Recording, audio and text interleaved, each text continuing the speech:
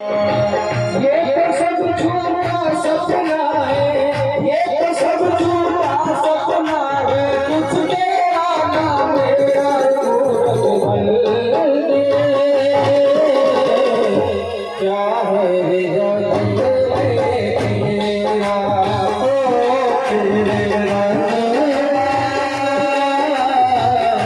क्या है result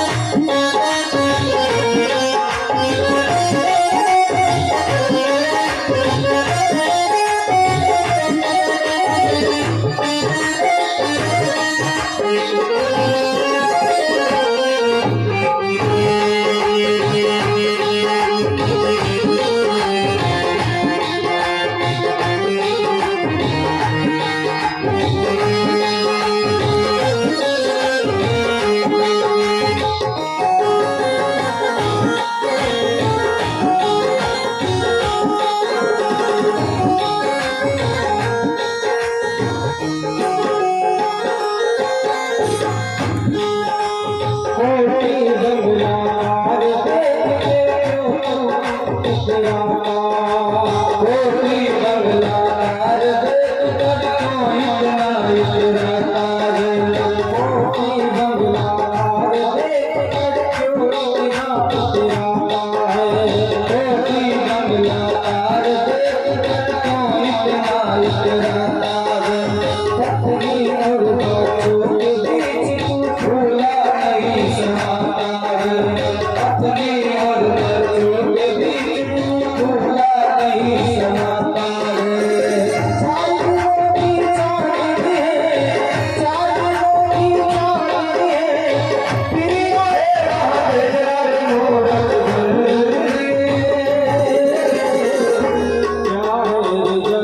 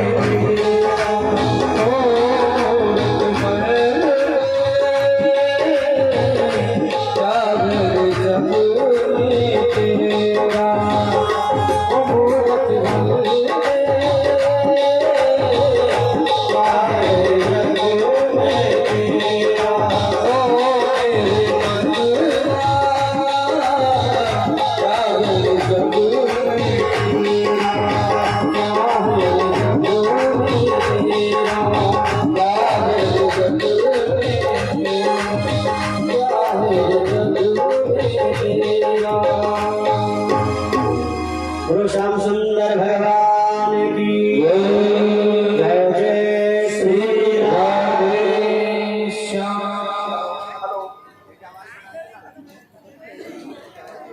hello hello hello. हाँ, व्यास जी महाराज के मुख से हम सुनते रहते हैं कि जहाँ पर भगवान की कथा चल रही हो या भगवान का कीर्तन स्मरण हो रहा हो, वहाँ हनुमान जी महाराज किसी भी रूप में हमेशा विराजमान रहते हैं। तो एक बार सब भक्तों से निवेदन, हाथ उठाकर हनुमान जी महाराज का जयकारा जोर से लगाएंगे। बोलो हनुमान जी महाराज की जय। इसी क्रम में जिन श्रद्धालुओं ने, जिन भक्तों ने जो राशि दी गई है उसके बारे में आपको अवगत करा दें। 1100 रुपए गंगाराम जी मीना साकरवाल उनकी तरफ से दिए गए हैं और 1100 रुपए मोहरबाई जी मीना जो बहन जी हैं, अपने बूढ़ा से जगन पटेल की पुत्री है। मोहरबाई जी मीना ब्रह्मवास से जो पटेल जी की पुत्री है, उनकी तरफ से दिए गए हैं। 1100 रुपए हमारे हीरालाल जी मेंबर साहब पाड़ला वाले, जो हमेशा कहीं भी इकट्ठा हो 7 दिन तक अनुपस्थित नहीं रहते कभी भी, उनकी तरफ से 1100 रुपए मेंबर साहब हीरालाल जी की तरफ से दिए गए हैं पाड़ला वालों की तरफ से। 500 रुपए बने सिंह जी गुजर, सनौक जयनारायण जी गुजर जागीर पाड़ला, उनकी तरफ से दिए गए हैं। और जागीर पाड़ला से बाबा लक्ष्मण उनके पुत्रों के द्वारा किशन सिंह राजाराम, पाला जागीर से बाबा लक्ष्मण के सुपुत्र किशन सिंह और राजाराम, उनके द्वारा 5100 रुपए दिए गए हैं। एक बार तालियां जोर से। और 5100 रुपए हमारे जो बूढ़ा से जगन पटेल जी की पौत्री है और जेएन है प्रीति जी मीना, और जो दामाद है वो भी रिंकू कुमार जी, वो भी एएन है। सहरागढ़ का पूरा हिंडौन सिटी। जगन पटेल जी बूढ़ा वाले की पौत्री है प्रीति मीना जो जेएन है, उनकी तरफ से 5100 रुपए दिए गए हैं। 500 रुपए समय सिंह गुजर, सनौक बलबीर सिंह गुजर पाला खोड़, उनकी तरफ से दिए गए हैं। 1100 रुपए रामस्वरूप गुजर, सनौक भजन गुजर पाला खोड़, उनकी तरफ से 1100 रुपए दिए गए हैं। और 5100 रुपए जवान सिंह जी कांवर परिवार पाला खोड़, 5100 रुपए जवान सिंह जी गुर्जर कांवर परिवार पाला खोड़, उनकी तरफ से दिए गए हैं। इन सभी को बहुत बहुत धन्यवाद। और मैं भैरव बाबा के चरणों में नमन करते हुए उनसे प्रार्थना करेंगे हम सब कि इन परिवारों के ऊपर उनकी कृपा हमेशा बनी रहे। बहुत बहुत धन्यवाद साहब।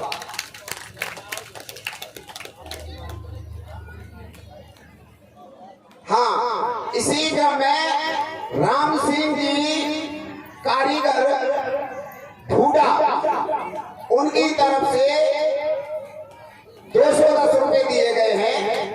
210 रुपए दिए गए। बहुत बहुत धन्यवाद साहब। गुरु भागवत महापुराण की जय जय जय श्री राधे श्याम।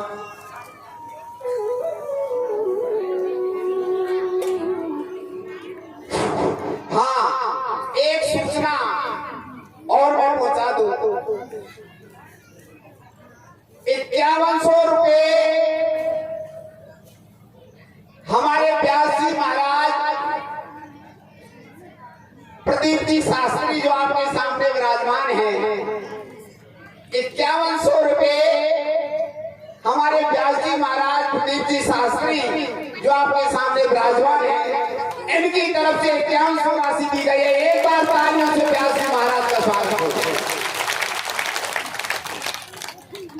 गुरु श्याम सुंदर भगवान की जय। जय श्री राधे श्याम। सुखदेव जी महाराज कहते कि हे राजन, अस्ति प्राप्तिशकं शस्यः महिष्यः भरतर्षभ मृते भर्तरि दुःखार्ते पीयतो स्नपितो ग्रह। सुखदेव जी महाराज कहते कि हे राजन, कंस के मरने के बाद कंस की जो दो पत्नियां हैं जिनका नाम है अस्ति और प्राप्ति, ये दोनों कंस की पत्नियां जो मगध देश के राजा हैं जरासंध, जरासंध की दोनों पुत्रियां हैं। ये कंस के मरने के बाद ये दोनों अस्ति प्राप्ति अपने पिता के यहाँ जरासंध के यहाँ जाती है और अपने पिता से कहते कि हे पिताश्री, उस ग्वाले ने, उस कन्हैया ने हमें विधवा कर दिया है। जैसे जरासंध को जाकर के खबर दी अस्ति और प्राप्ति ने, तो यह जरासंध 23 अक्षौणी सेना लेकर के इस मथुरा नगरी पर आक्रमण करता है, चढ़ाई करता है। सुखदेव जी महाराज कहते कि हे राजन, 23 अक्षौणी सेना लेकर के जब जरासंध ने मथुरा नगरी पर चढ़ाई की तो मात्र कृष्ण और बलराम, ये दोनों भाई उस सारी सेना का मर्दन कर देते हैं और जरासंध को जीवित छोड़ देते हैं। जरासंध को जीवित इसलिए छोड़ा भगवान श्री कृष्ण ने, भगवान जानते हैं कि हमारा अवतार पापियों का श्रृंगार करने के लिए, दुष्टों का श्रृंगार करने के लिए हमारा अवतार हुआ है। जरासंध को यदि हम जीवित छोड़ेंगे तो ये बार बार पापियों को लेकर के मथुरा पर आक्रमण करेंगे, हम उन पापियों को मारते जाएंगे, लाते जाएंगे, हम मारते जाएंगे। तो ये जरासंध हमारी एजेंटी का काम करेगा। और एक बात बताएं भैयाओ, जरासंध को भगवान श्री कृष्ण नहीं मार सकते थे, क्योंकि जरासंध की मृत्यु भीम के हाथों लिखी थी। एक बड़ी सुंदर अंतर कथा है कि भीम, दुर्योधन, कीचक और जरासंध, ये चारों बचपन में बड़े घनिष्ठ मित्र थे। भीम, दुर्योधन, कीचक और जरासंध बचपन में घनिष्ठ मित्र थे ये चारों। एक बार इन चारों ने सलाह की कि भैयाओ, हम ऐसे देवता का भजन करें जो बहुत कम भजन में जल्दी से प्रसन्न हो जाए। तो इन चारों ने देवर्षि नारद से पूछा कि हे ऋषिवर, ऐसे कौन से देवता हैं जो बहुत कम तपस्या में जल्दी प्रसन्न हो जाए। देवर्षि नारद ने कहा कि ऐसे तो शंकर भगवान ही हैं जो बहुत कम तपस्या में बहुत जल्दी अति शीघ्र प्रसन्न हो जाते हैं। इसलिए शंकर भगवान का एक नाम आशुतोष भी है। आशुतोष का अर्थ होता है अति शीघ्र प्रसन्न होने वाले, ये आशुतोष का अर्थ है। तो ये चारों, भीम, दुर्योधन, कीचक और जरासंध, ये चारों कैलाश पर्वत पर जाकर के बाबा भोलेनाथ समाधि में बैठे हैं और बाबा भोलेनाथ के सामने चारों जाकर के बैठ जाते हैं और बाबा भोलेनाथ का भजन करने लगे, तपस्या करने लगे। बाबा भोलेनाथ की आंखें खुली तो देखा चार बालक सामने खड़े हैं। बाबा भोलेनाथ कहते कि अरे मांगो, क्या वरदान मांगते हो। तो ये चारों कहते बाबा भोलेनाथ से कि हे प्रभु, हम चारों के अंदर 10-10 हजार हाथियों का बल हो जाए, भाई यही आशीर्वाद चाहिए। 10-10 हजार हाथियों का बल हो जाए। बाबा भोलेनाथ कहते तथास्तु, आशीर्वाद दे दिया। अब इन चारों के अंदर 10-10 हजार हाथियों का बल था। भीम, दुर्योधन, कीचक और जरासंध।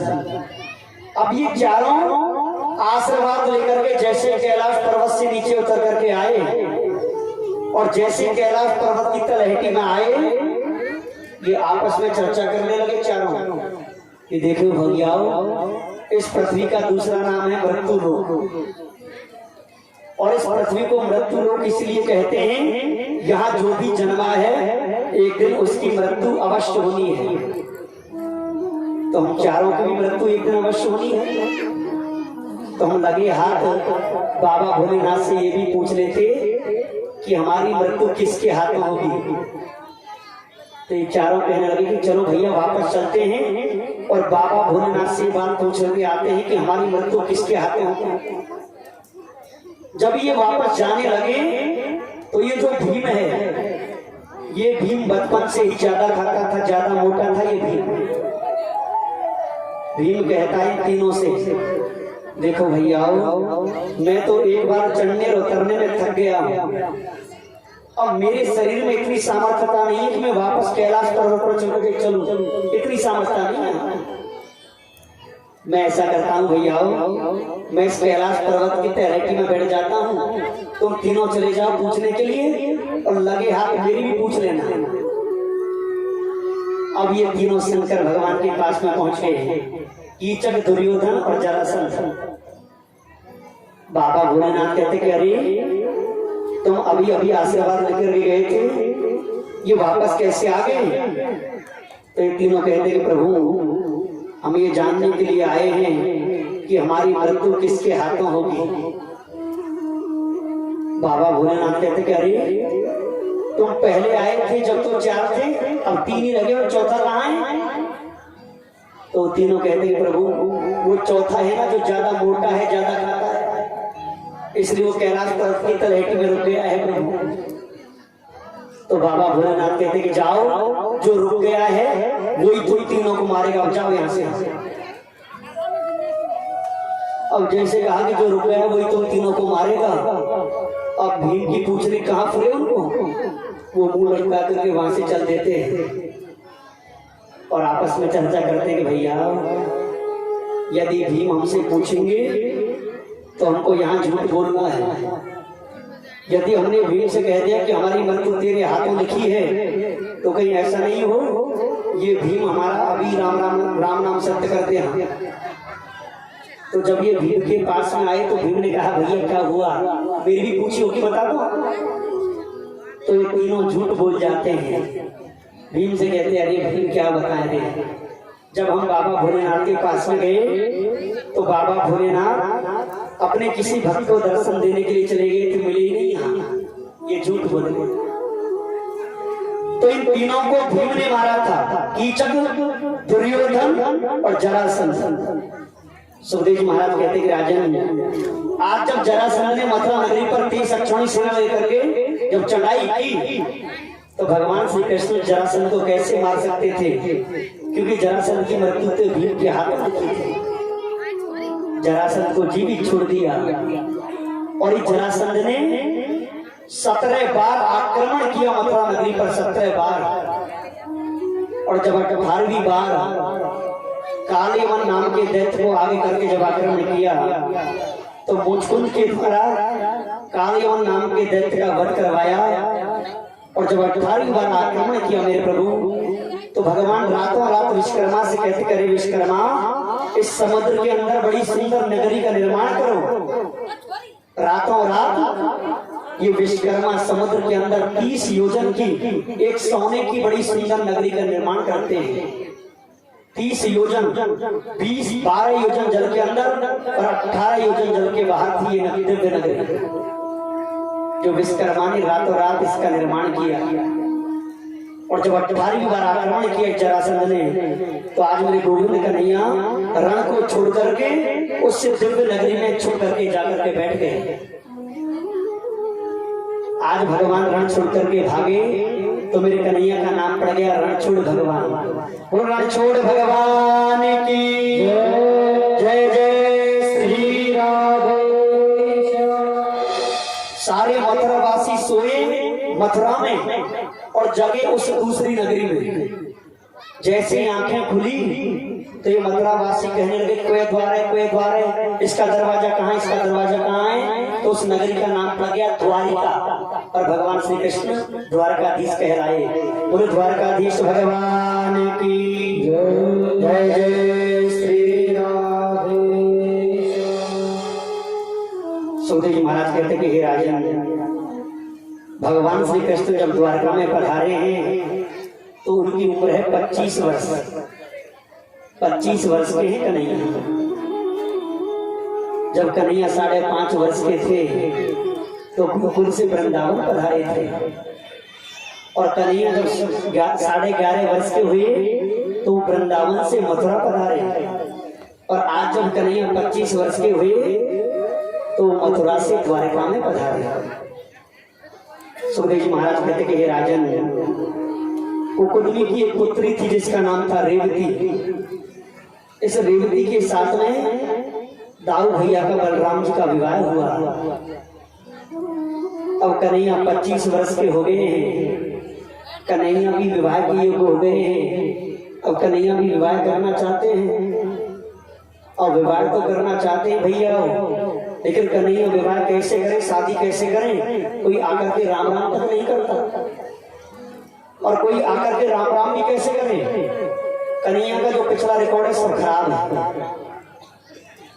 सुखदेव जी महाराज कहते कि राजन, कुंडिनपुर के एक राजा थे जिनका नाम था भीष्मक। भीष्मक राजा के यहाँ 5 पुत्र थे। सबसे बड़े पुत्र जिसका नाम था रुक्मी, और एक पुत्री थी भीष्मक राजा के जिसका नाम था रुक्मणी। सुखदेव जी महाराज कहते कि राजन, यह रुक्मणी जब विवाह के योग्य हुई, शादी के योग्य हुई, तो एक बार देवर्षि नारद से नारायण करते हुए कुंडिनपुर में भीष्मक राजा के यहाँ पधारे।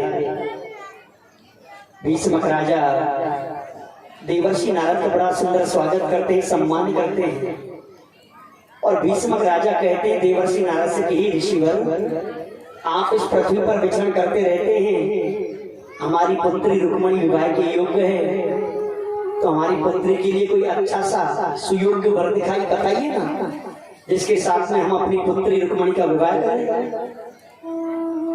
जैसे ही भीष्मक राजा ने देवर्षि नारद से पूछा, तो आज देवर्षि नारद द्वारकाधीश के गुणों का बखान करने लगे कि हे राजन, तुम्हारी पुत्री रुक्मणी के लिए जो द्वारकाधीश कृष्ण है वो हर तरह से योग्य है, सुयोग्य है, बड़े सुंदर हैं, बलशाली हैं, पराक्रमी हैं। गुणों का बखान करने लगे। सुखदेव जी महाराज कहते कि राजन, जब देवर्षि नारद द्वारकाधीश के गुणों का बखान जब कर रहे थे, तो यह रुक्मणी चोरी छुपे द्वारकाधीश के गुणों को सुन रही थी। रुक्मणी, और रुक्मणी ने जब चोरी छुपे द्वारकाधीश के गुणों को जब सुना, तो द्वारकाधीश के गुणों पर इतनी रीझ गई वह रुक्मणी कि रुक्मणी ने मन ही मन भगवान द्वारकाधीश को अपना पति स्वीकार कर लिया। मन ही मन देवर्षि नारद श्रीमन नारायण नारायण करते हुए वहां से चले गए।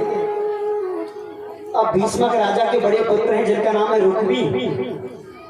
राजा भीष्मक अपने ज्येष्ठ पुत्र से कहते हैं कि बेटा रुक्मी, देवर्षि नारद पधारे थे, वो कह रहे थे कि तुम्हारी बहन रुक्मणी के लिए हर तरह से वो द्वारकाधीश कृष्ण योग्य है। जैसे पिता ने अपने पुत्र से कहा, तो यह रुक्मी कहता है अपने पिता से, नहीं पिताजी, मैं अपनी बहन रुक्मणी का कदापि विवाह उस काले कलौटे के साथ नहीं करूंगा।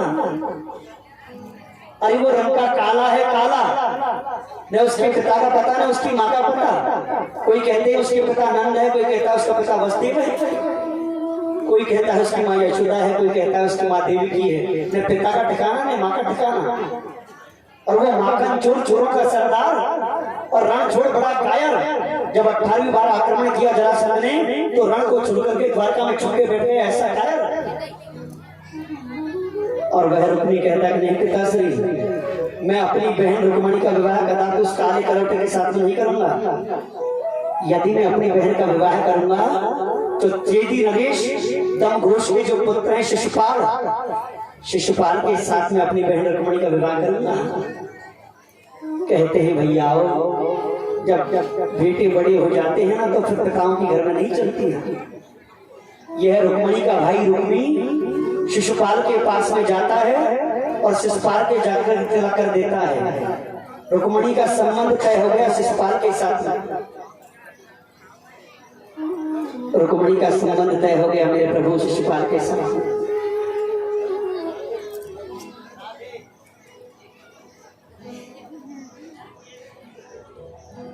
सुखदेव जी महाराज कहते कि हे राजन, रुक्मिणी का संबंध शिशुपाल के साथ में तय कर दिया। रुक्मिणी के भाई रुक्मी ने विवाह का दिन निश्चित हो गया। अब कुंडलपुर में रुक्मिणी के विवाह की तैयारी हो रही है। सारे कुंडलपुर को बड़ा दिव्य सुंदर सजाया जा रहा है।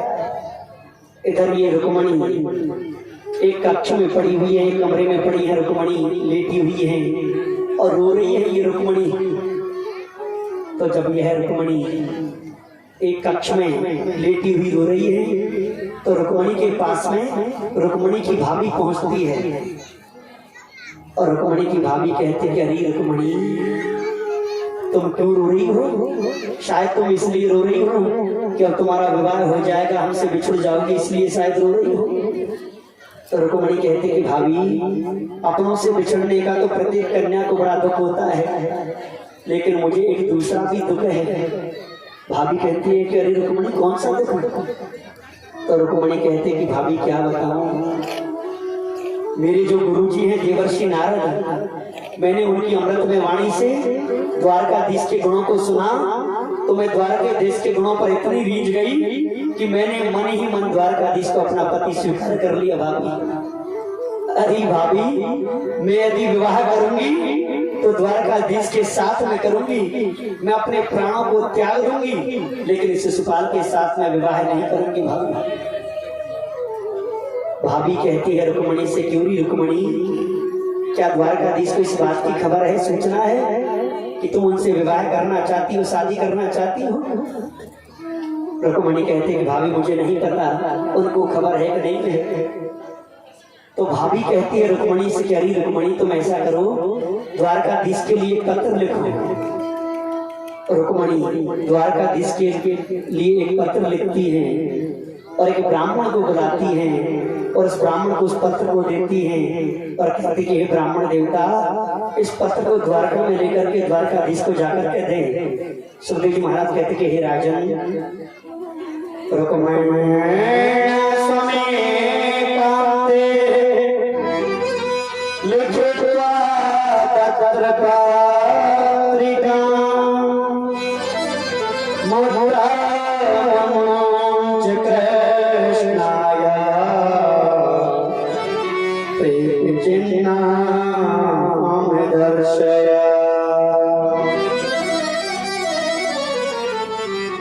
रुक्मिणी ने पत्र लिखा और कुंडलपुर का एक ब्राह्मण बुलवाया और कहा कि ब्राह्मण देवता, इस पत्र को द्वारका में ले जाकर के द्वारकाधीश को दें। वह ब्राह्मण द्वारका में पधारा, द्वारकाधीश के पास में गया और द्वारकाधीश को पत्र देने लगा। वह ब्राह्मण कहता है कि हे प्रभु, भीष्मक राजा की पुत्री रुक्मिणी ने आपको ये पत्र भेजा है। द्वारकाधीश कहते कि हे ब्राह्मण देवता, इस पत्र में क्या लिखा हुआ है, आप इसको पढ़ करके सुनाओ ना। तो ब्राह्मण देवता उस पत्र को पढ़ करके सुनाते हैं। रुक्मिणी लिखती है उस पत्र में,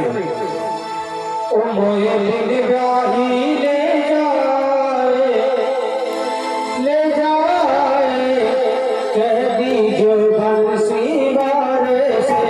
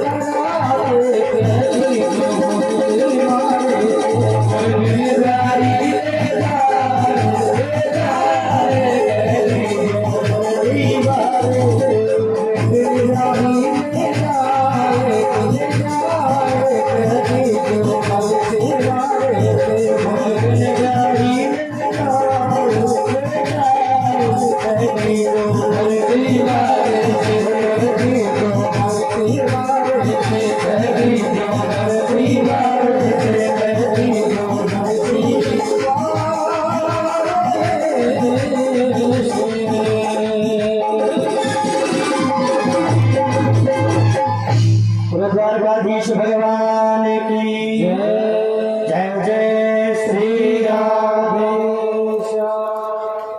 वो ब्राह्मण देवता,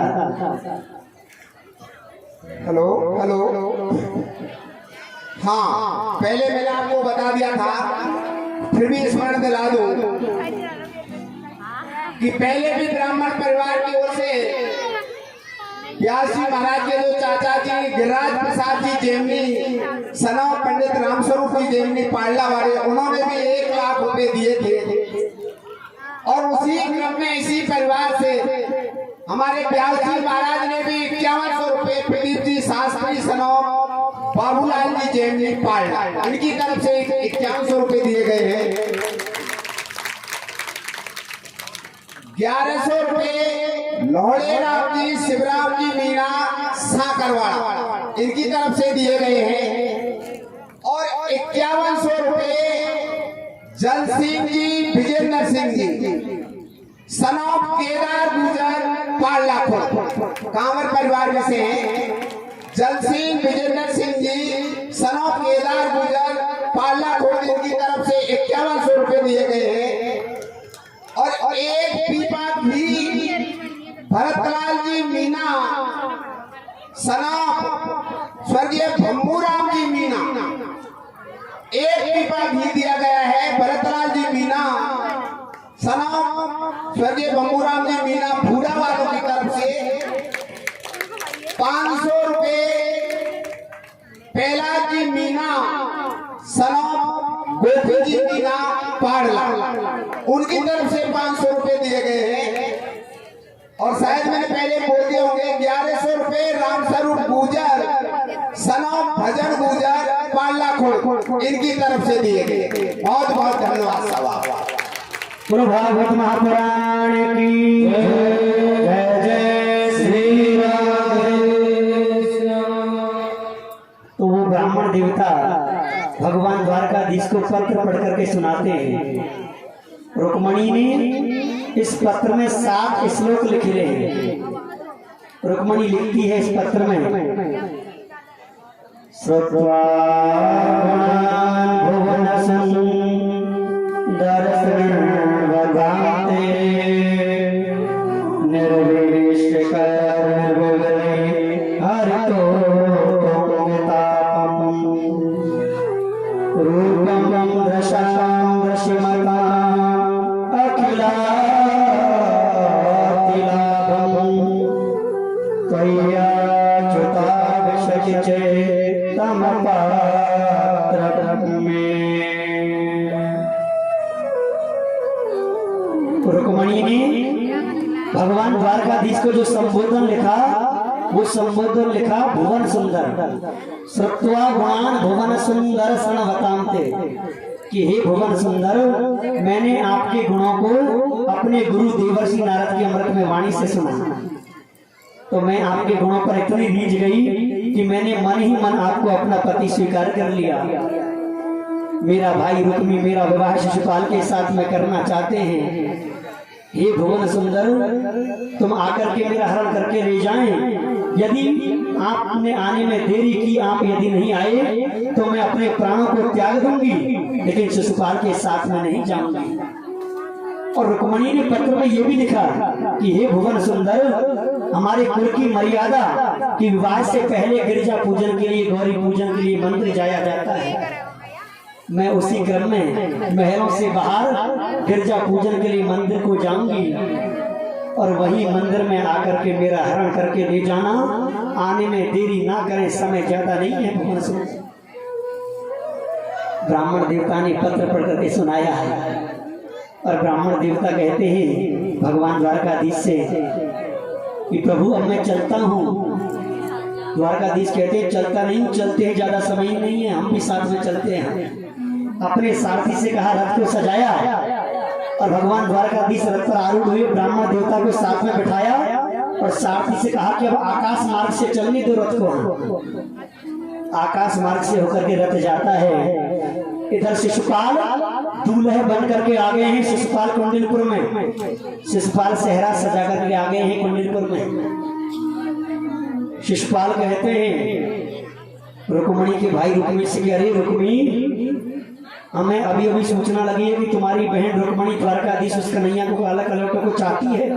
अभी अभी सूचना मिली है कुछ ऐसी। हाँ, तो हे रुक्मी, तुम्हारी बहन रुक्मणी जब महलों से गिरजा पूजन के लिए जाए, मंदिर को जाए, तो रास्ते में बड़ी कठोर व्यवस्था करना, वरना वो छलिया कपटी वो कन्हैया कहीं तुम्हारी बहन का हरण करके ना ले जाए।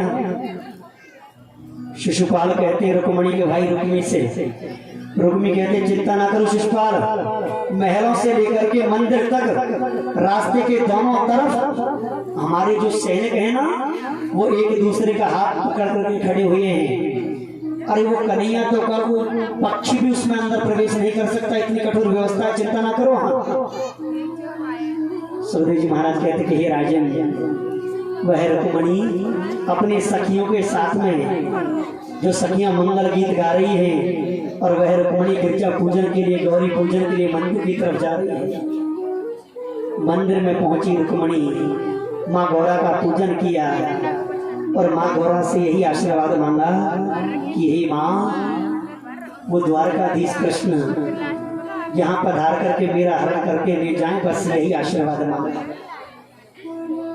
जैसे पूजन करके मंदिर से बाहर निकली रुक्मणी, इतने में वह रथ द्वारकाधीश का मंदिर के आगे नीचे जैसे उतरता है, जैसे मंदिर के सामने रथ आया है, ब्राह्मण देवता तो पतली गली से लग गए, उतर करके चले गए, भाग गए वहां से।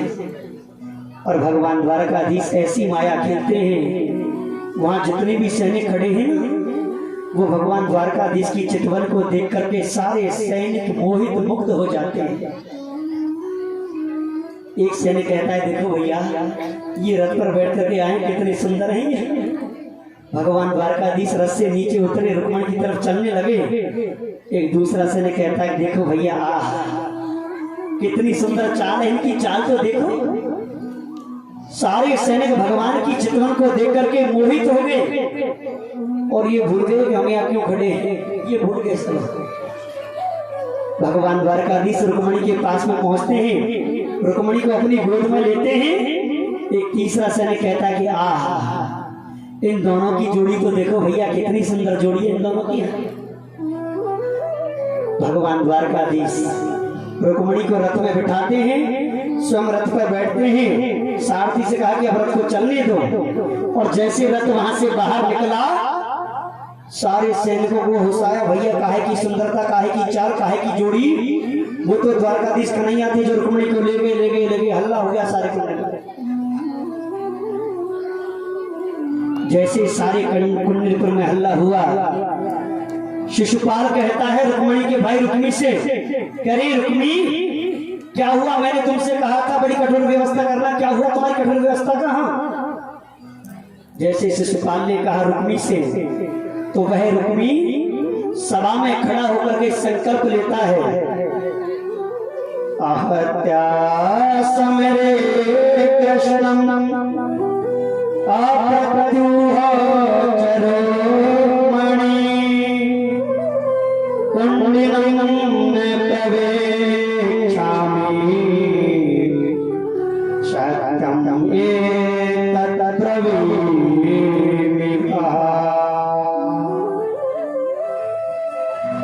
वह रुक्मी सभा में खड़ा होकर के संकल्प लेता है कि मैं सेना लेकर के द्वारकाधीश के पीछे जा रहा हूं, द्वारकाधीश को मार करके अपनी बहन रुक्मणी को वेदी में वापस लेकर के नहीं आया तो मैं कुंडलपुर में कभी दोबारा वापस नहीं आऊंगा। यदि मैं कुंडलपुर में आऊंगा तो द्वारकाधीश को मार करके अपनी बहन रुक्मणी को लेकर के ही आऊंगा। और ऐसा संकल्प करके वह रुक्मी 17 अक्षौणी सेना लेकर के द्वारकाधीश के पीछे दौड़ने लगा। सुखदेव जी महाराज कहते कि हे राजन, भगवान द्वारकाधीश सारी सेना का मर्दन कर देते हैं और रुक्मणी के भाई रुक्मी को पकड़ लेते हैं। जैसे रुक्मी को मारने लगे तो यह रुक्मणी भगवान द्वारकाधीश के चरणों में पड़ जाती है। रुक्मणी कहते कि प्रभु जैसे भी हैं ये मेरे भाई हैं, इनको जिंदा छोड़ दीजिए प्रभु। वह रुक्मणी द्वारकाधीश के चरणों में पड़ जाती है, ये मेरे भाई हैं प्रभु, इनको जिंदा छोड़ दीजिए। एक बात बताएं मेरे प्रभु, इन देवियों का अपने भाई और भौजाइयों पर विशेष प्रेम होता है, विशेष प्रेम होता है इन देवियों का अपने भाई और भौजाइयों पर।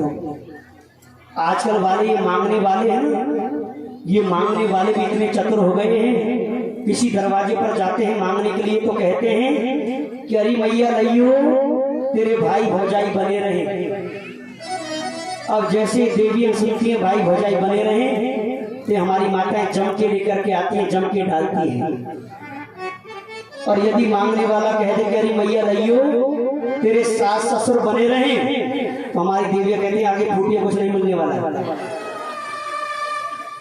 तो हमारी ये देवियां अपने भाई और भौजाइयों से विशेष प्रेम करती हैं भैया। वह रुक्मणी द्वारकाधीश के चरणों में पड़ जाती है और कहते हैं प्रभु जैसे भी है मेरे भाई हैं, इनको जिंदा छोड़ दीजिए। भगवान द्वारकाधीश कहते हैं ठीक है जिंदा तो छोड़ देंगे, लेकिन कछु ना कछु दंड तो देना पड़ेगा इनको, कोई ना कोई दंड तो देना पड़ेगा। इधर द्वारका में दाऊ भैया कहते हैं, द्वारपालों से पूछते हैं कि अरे भैया आजकल ये कन्हैया नाय दिगरू कहाँ गए। द्वारपाल कहते हैं दाऊ भैया से, कह रहे भैया कुंडलपुर से कोई ब्राह्मण आया था पत्र लेकर के, वो पढ़ करके सुना रहा था, हमने ऐसा सुना कोई रुक्मणी ने पत्र लिखा है। और वो जब पढ़ रहे थे तो कह रहा था, उसमें लिखा था रुक्मणी ने आ जाना ले जाना मिट जाऊं, कुछ ऐसा सुना भैया हमने कहा। अब जैसे दाऊ भैया ने सुना रुक्मणी का पत्र, दाऊ भैया को याद आया कि रुक्मणी जो भीष्म राजा की पुत्री है और उनका विवाह शिशुपाल के साथ में होना है। दाऊ भैया ने विचार किया हो सकता है ये रुक्मणी हमारी कन्हैया को चाहती हो और कहीं हमारा कन्हैया रुक्मणी को लेने के लिए तो नहीं पधार गया। अरे शिशुपाल के साथ में बहुत बलशाली राजा सूरवीर योद्धा आएंगे और कहीं युद्ध चल गया तो मेरा कन्हैया अकेला रह जाएगा। तो दाऊ भैया दौड़ते हैं कुंडनपुर की तरफ। अब जैसे दौड़ते हैं इधर कन्हैया जो रुक्मणी के भाई रुक्मिणी को पकड़े बैठे हैं उसके बालों को मुंडन करने लगे। रुक्मणी के भाई रुक्मिणी के बालों को मुंडन करने लगे। अब जैसे रुक्मिणी का बालों को मुंडन करने लगे इतने में दाऊ भैया पहुंच गए वहां पर। दाऊ भैया कहने लगे अरे कन्हैया ये कौन है, तू कहा कर रहे हो? कन्हैया कहने लगे भैया ये मेरा सारो है, सारो या की हजामत बना रहे हो। दाऊ भैया कहते देख लाला कन्हैया जब तेरा सारो ही बन गयो है तो जिंदगी भर हजामत बनेगी। अब तो कभी भात लेके आ गए, कभी जामुन लेके आ गए, अब तो जिंदगी भर हजामत बनेगी। अब तो कम से कम छोड़ दे इसको। जब दाऊ भैया ने कहा तब जाकर के कन्हैया इस रुक्मणी के भाई रुक्मिणी को छोड़ते हैं मेरे प्रभु। सुखदेव जी महाराज कहते कि हे राजन यह रुक्मिणी वापस कुंडनपुर में लौट करके नहीं गया। इसने दूसरा नगर बसाया जिसका नाम था भोजगढ़। भोजगढ़ नाम का दूसरा नगर बसाया और वहां पर जीवन व्यतीत करने लगा, लेकिन कुंडनपुर में वापस लौट के नहीं गया। दाऊ भैया कहते कन्हैया से कि अरे लाला कन्हैया हम रुक्मणी को इस तरह से लेकर नहीं जाएंगे। भीष्मक राजा को बुलाया। भीष्मक राजा से कहा कि रुक्मणी को तुम कुंडनपुर में वापस लेकर के जाएं। हम हमारे कन्हैया को दूल्हे बना करके लेकर के आएंगे, द्वारका से बारात लेकर के आएंगे और कन्हैया की बड़ी धूमधाम से विवाह करेंगे। हम भगवान द्वारकाधीश दूल्हे बने हैं, रुक्मणी दुल्हन बनी है और आज कुंडनपुर में भगवान द्वारकाधीश का ये प्रथम विवाह देवी रुक्मणी के साथ में बड़ी धूमधाम से होता है। रुक्मणी मंगल विवाह की जय जय जय श्री राधे।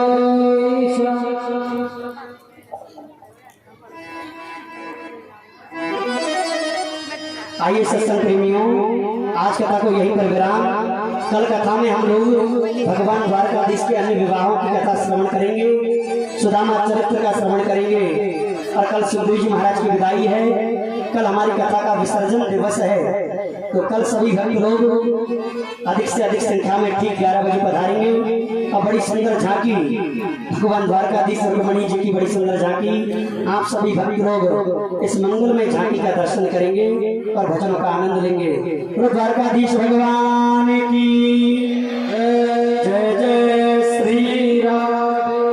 हेलो हाँ आप सभी भक्तों से हाथ जोड़कर निवेदन है कि जब प्रसाद वितरण हो तो आप अफरा तफरी नहीं मचाएं, प्रेम से बैठ करके और प्रसाद ले लें। प्रसाद धक्का मुक्की में पैरों में भी गिर जाता है, वो अच्छी बात नहीं है। तो आपसे हाथ जोड़कर निवेदन है कि प्रसाद आरती होने के बाद जब प्रसाद बटे तो आप अपने स्थान पर बैठे और ये कार्यकर्ता आपके वहां तक प्रसाद पहुंचा देंगे। आप तसल्ली से बैठ करके प्रसाद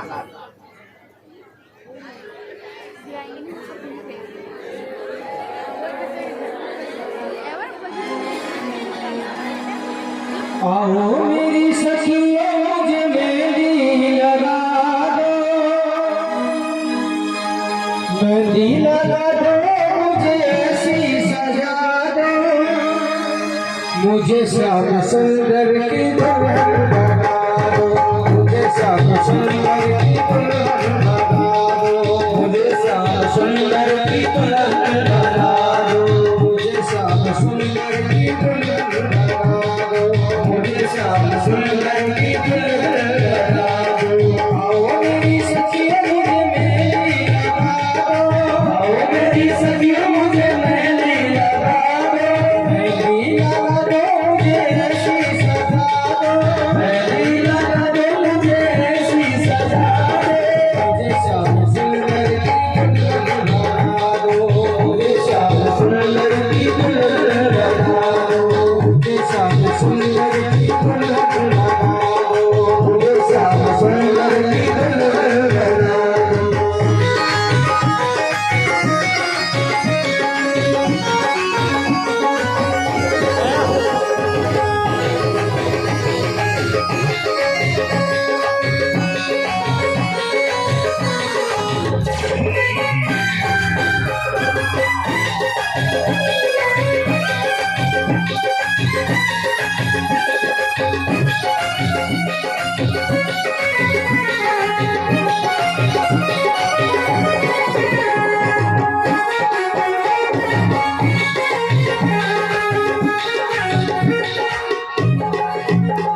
द्वारकाधीश भगवान की। देखिए, पहले रुक्मणी जी भगवान द्वारकाधीश के गले में वरमाला डालेंगी और आप सभी भक्त लोग ताली बजाएंगे। पहले रुक्मणी जी भगवान द्वारकाधीश रुक्मणी के गले में वरमाला डालेंगे। द्वारकाधीश भगवान की जय। बैठ जाएं। हमारे जो प्रधान यजमान हैं वो भगवान के पूजन के लिए पधारे हैं। हमारे प्रधान यजमान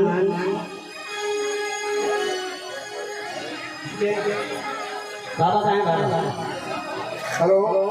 हाँ, बाबा जो भैरव बाबा मंदिर के महंत हैं, पांचुराम जी बाबा और उनके परिवार के लोग सभी जो यहाँ पर हैं वो आ जाए और भगवान की पूजा करें यहाँ आकर।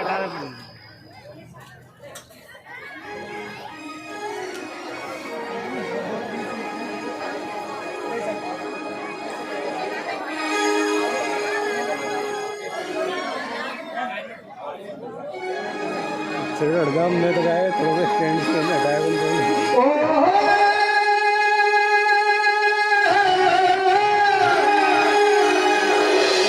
श्याम की शादी है, मेरे घनश्याम की शादी है, आज मेरे श्याम की शादी है।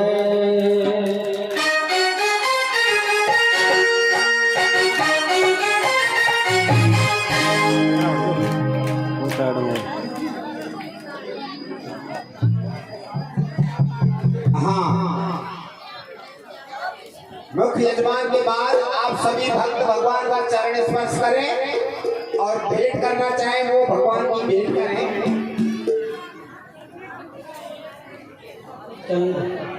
मुख्य यजमान की भेंट करने के आसाया गोविंदाय नमः नमः।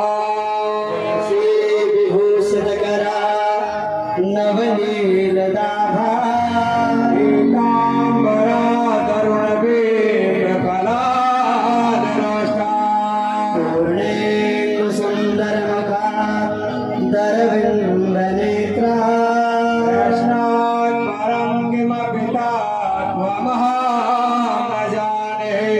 द्वारकाधीश भगवान की जय हो।